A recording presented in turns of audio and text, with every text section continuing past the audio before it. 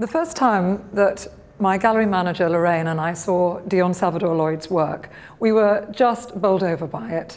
I think we turned to each other and just said, "I want one." She says she wants one as well. These are wonderful, dreamy landscapes and seascapes, the like of which that we've not really seen before.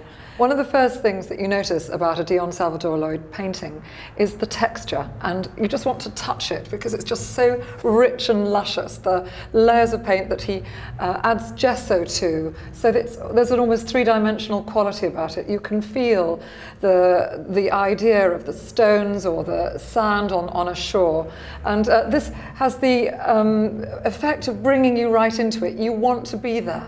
And it's quite lovely because you don't know where it is. Maybe you've been there and maybe you haven't. But it's a lovely feeling that this is a familiar space, a space that makes you want to have it in your home, and a space that makes you feel really good.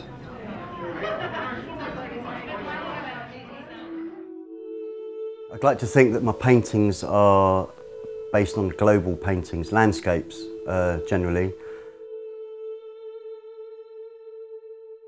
The majority of people sort of relate to my work as sort of seascapes, but personally for me there could be anything from sort of salt flats to marshlands, frozen lakes, and I make them up as I go along really.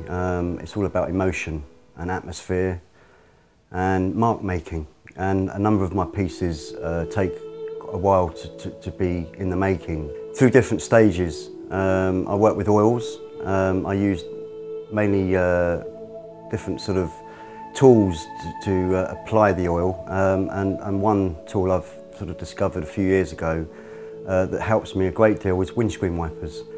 Brushes obviously, and palette knives, anything from rags and tissues, fingers, hands, the lot. But it's just about ultimately making those marks and keeping it simple as well.